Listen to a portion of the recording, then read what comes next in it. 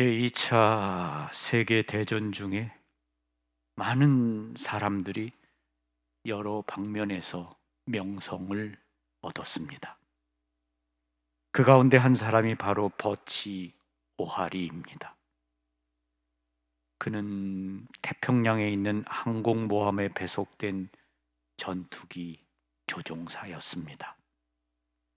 어느 날 그의 편대는 특수 임무를 부여받았습니다. 그러나 이륙하자마자 급유 담당자가 연료 탱크에 기름을 가득 채워놓지 않은 것을 알게 되었습니다. 보고를 받은 편대장이 그에게 즉시 모함으로 돌아가라는 명령을 내렸습니다. 그는 모함으로 돌아가는 중에 일본의 가미카제 특공대를 발견하였습니다. 그들은 항공모함을 공격하기 위해 비행하고 있었던 것입니다. 항공모함은 모든 전투기들이 임무 수행 중에 있었기 때문에 완전히 무방비 상태에 놓여 있었습니다. 결국 일본의 특공대를 교란시킬 수 있는 것은 오하리 자신뿐이었습니다. 그는 죽음을 각오하고 일본의 전투기 편대 속으로 돌진하며 무차별 공격을 가하였습니다. 적기가 모함을 공격할 수 없도록 하기 위해서였습니다. 그는 장착된 탄약을 모두 사용하였습니다. 마침내 일본의 특공대는 오하리의 위력에 질려 기술을 반대 방향으로 돌리고 말았습니다. 지칠 대로 지친 오하리는 상처투성이의 전투기를 끌고 항공모함으로 돌아왔습니다.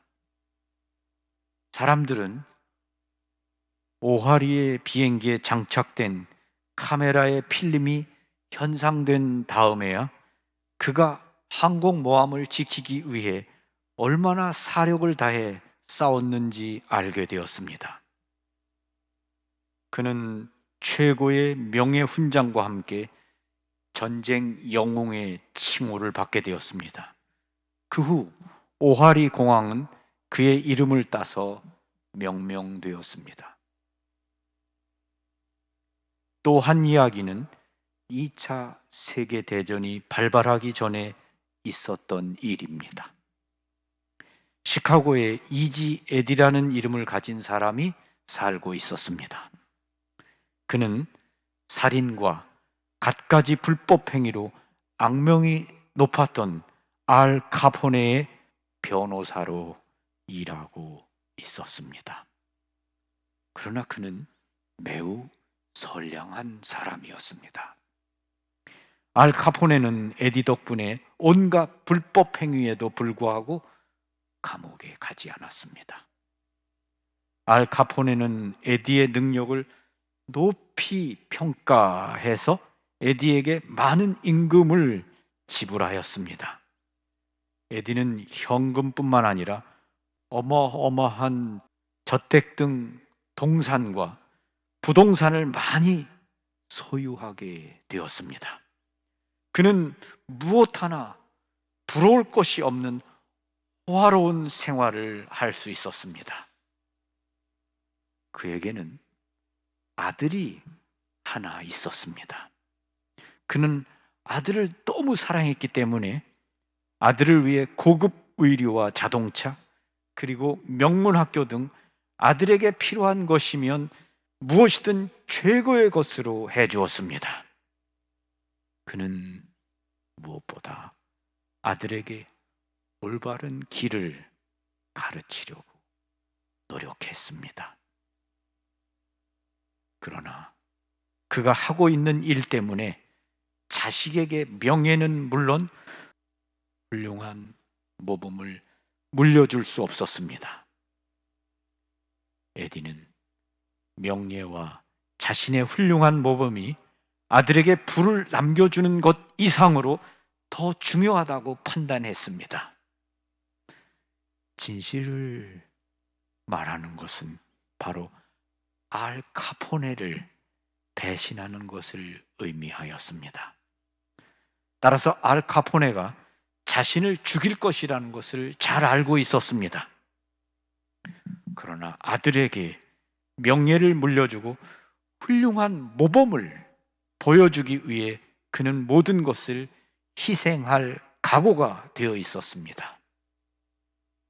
마침내 그는 법정에 서서 사실대로 증언하였습니다. 어느 날 에디는 시카고의 한적한 거리에서 싸늘한 시체로 발견되었습니다. 앞에 두 이야기는 아무런 관계가 없는 듯이 보이지만 에디는 바로 비치 오하리의 아버지였습니다. 그 아버지의 그 아들이라는 이야기입니다. 에디는 아들에게 훌륭한 모범을 보여주기 위해, 모범을 남기기 위해 죽음을 선택했습니다. 그는 아들에게 부끄러운 아버지가 되고 싶지 않았습니다. 자녀에게 존경받는 아버지가 될 때 그 가정은 건강하고 행복합니다.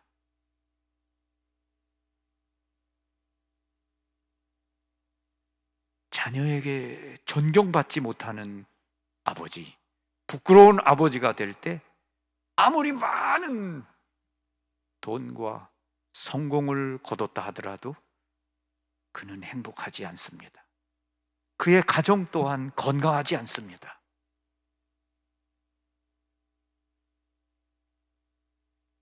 성 요셉처럼 자녀와 아내를 돌보기 위해 성실하고 책임감 있게 행동하고 일하는 아버지가 되어야 합니다.